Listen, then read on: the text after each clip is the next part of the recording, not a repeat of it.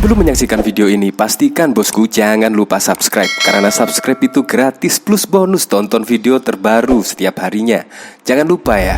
Memang Presiden Joko Widodo ini menjelang di akhir tahun ini selalu membuat gebrakan-gebrakan, membuat kejutan-kejutan yang menurut saya tidak masuk akal.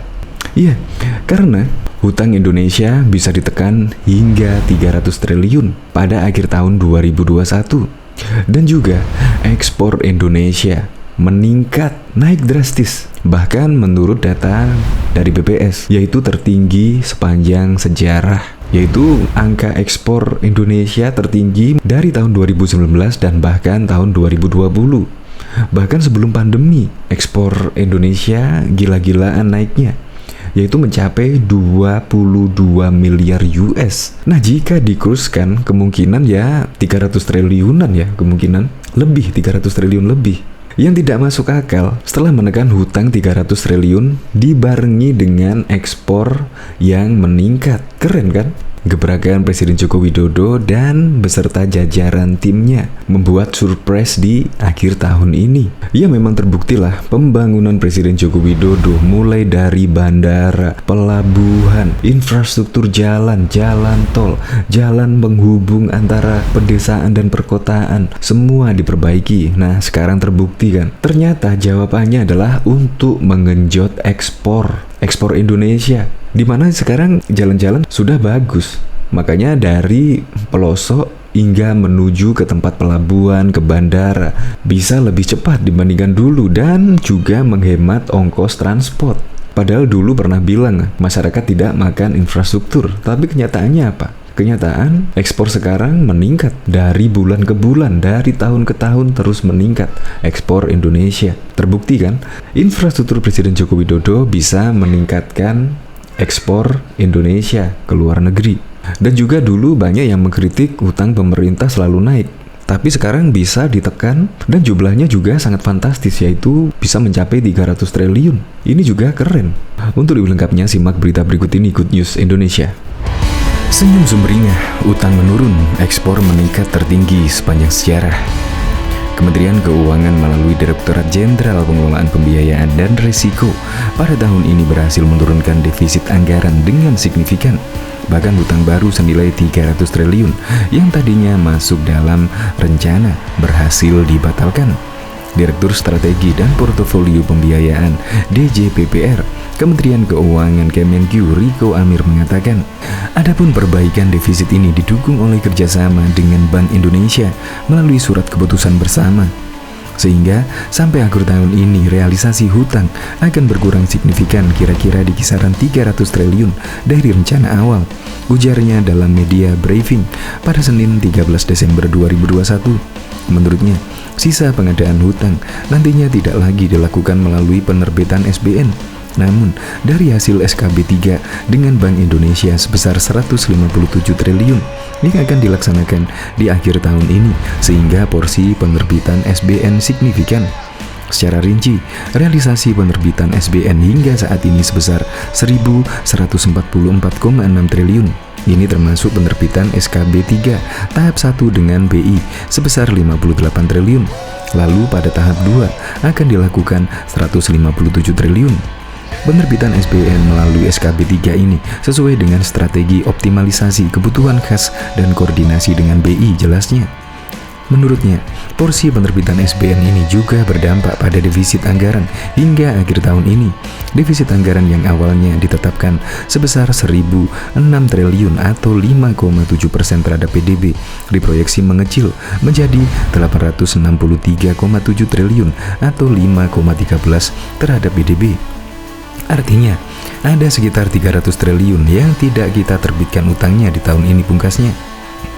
Diketahui Bank Indonesia melaporkan posisi hutang luar negeri Indonesia sampai dengan Oktober 2021 sebesar 422,3 miliar dolar AS.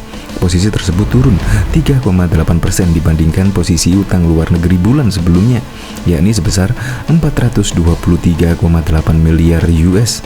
Meskipun demikian, posisi utang luar negeri Oktober 2021 mengalami kenaikan sebesar 2,2% jika dibandingkan periode yang sama pada tahun lalu. Kepala Departemen Komunikasi BI Erwin Haryono mengatakan, menurunnya posisi utang luar negeri secara bulanan disebabkan oleh penurunan posisi utang luar negeri pemerintah dan sektor swasta. Tercatat utang luar negeri pemerintah pada Oktober 2021 sebesar 204,9 miliar dolar US, lebih rendah dari bulan sebelumnya sebesar 205,5 miliar dolar AS. Hal ini menyebabkan perlambatan pertumbuhan utang luar negeri pemerintah menjadi sebesar 2,5% year on year dibandingkan dengan 4,1% year on year pada bulan September 2021, kata Erwin dalam keterangannya. Erwin menjelaskan, penurunan posisi utang luar negeri tersebut terjadi seiring dengan beberapa seri surat berharga negara SBN dan pinjaman yang jatuh tempo di bulan Oktober 2021. Pemerintah berkomitmen tetap menjaga kredibilitas dengan memenuhi kewajiban pembayaran pokok dan bunga hutang secara tepat waktu, serta mengelola utang luar negeri secara hati-hati, kredibel, dan akuntabel. Tutur dia, Bank Sentral menilai posisi utang luar negeri pemerintah masih tergolong relatif aman dan terkendali jika dilihat dari sisi refinancing risk jangka pendek, mengingat hampir seluruhnya merupakan utang luar negeri dalam jangka panjang dengan pangsa mencapai 99,9%. Sementara itu, posisi utang luar negeri swasta hingga akhir Oktober 2021 sebesar 208 miliar US, menyusut dari bulan sebelumnya sebesar 209,2 miliar US. Secara tahunan, utang luar negeri swasta juga mengalami kontraksi sebesar 1% dibandingkan Oktober 2020. Melanjutkan penurunan utang luar negeri September 2021 sebesar 0,4% secara year on year. Kontraksi utang luar negeri swasta tersebut disebabkan oleh perkembangan utang luar negeri lembaga keuangan yang terkontraksi 5,8% secara year on year, lebih dalam dari kontraksi 2,7% year on year pada September 2021. Selain itu, pertumbuhan utang luar negeri perusahaan bukan lembaga keuangan melambat sebesar 0,3% year on year dari 1,3% year on year pada bulan sebelumnya, ujar Erwin.